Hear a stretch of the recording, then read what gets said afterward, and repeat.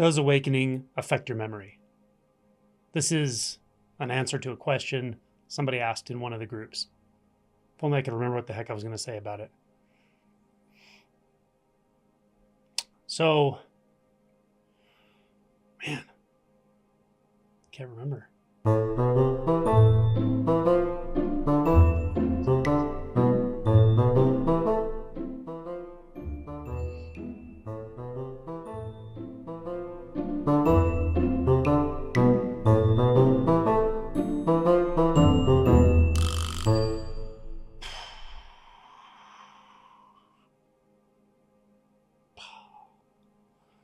Oh, so the first thing I wanted to say about this is that the answer.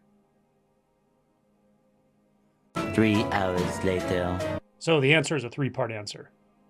The first part is very simple. Second part is a little bit more complex.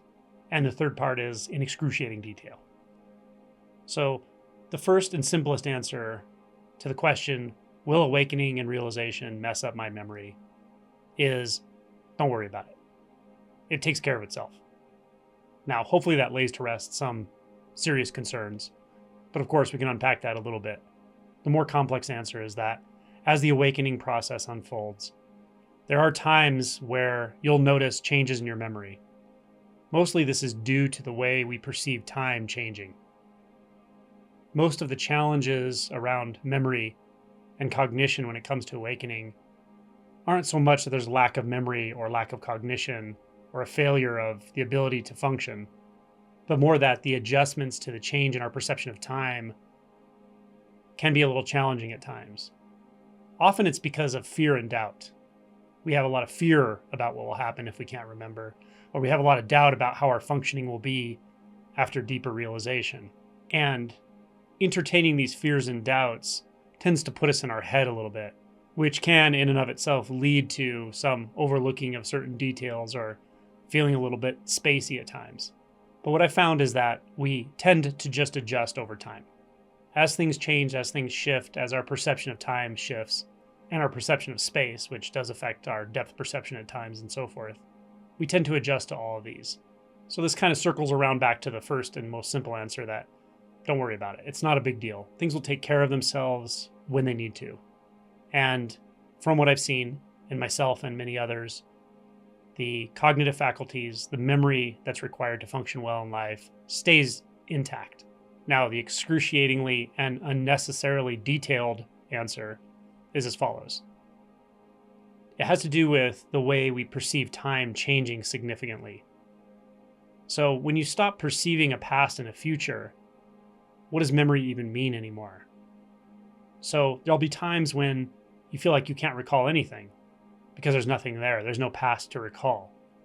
And of course, this can be kind of strange when we're used to living in the past or having our identity seem to span time and referencing back to ourselves in the past and what we would normally do, what our values are, who we are, etc. When it's like there's just nowhere to look to find that anymore, it can be very strange. It can feel like something has disappeared, something vital, something that feels like us. Now again, your functioning can be totally normal, but your ability to reflect on your functioning in an objective way can really take a critical hit here. This really has to do with the mechanics of awakening. We lose the ability to stand apart from ourself, from life, and judge it from a distance. So it takes a good measure of faith in this process, of trust in this process, and just trusting life and feeling things out as we go to realize we don't have to stand apart from life and objectify ourselves in it in a cognitive way. So we tend to stop referencing autobiographical memories to anywhere near the frequency we had in the past. Now, it doesn't actually mean you can't remember anything or that there are no memories. In my experience, it just means that they're very situational. You don't tend to reference a memorized self or a list of beliefs about self or memories to stabilize yourself or to stabilize your experience. Experience is, in a sense, stabilized in the non-dual, in that there's no self to reference, really. There's no one to reference and no need to reference some separate self. So again, even the feeling of trying to reference memories in an autobiographical way, it just doesn't make a lot of sense. But now I can tell you in a practical sense, having had to memorize massive amounts of information in medical school, the ability to remember information is just fine. But in a sense, the second order ability to stand apart from that and observe the self remembering information is sort of not there, and it can be kind of awkward. You have to really trust that the body mind knows what to do, or the moment takes care of itself. That reading something over and over, you'll just remember it without having to consciously and cognitively remind yourself to remember it. So what I found is that practical things that are important for me to remember, it's easy for me to remember. But often things that just don't matter, I forget so easily. A lot of things about storylines and narratives about myself and others are just hard to follow because I just don't care. I don't have any interest in that because it just feels like mind identification. Interestingly, this often affects your ability to enjoy drama, certain kinds of stories, movies, TV shows, etc. Now, if they have a deep resonance with some kind of truth, or they have a deeper artistic meaning, they can still be very enjoyable.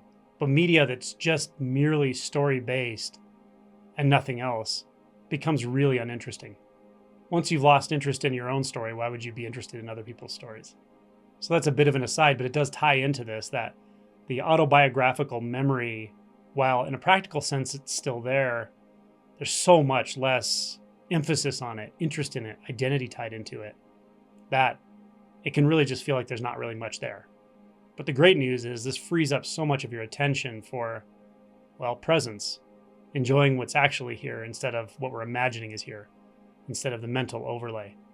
It also frees up a lot of energy and time to put towards things that are deeply important to you, rather than just running around trying to maintain your own identity through thinking and talking.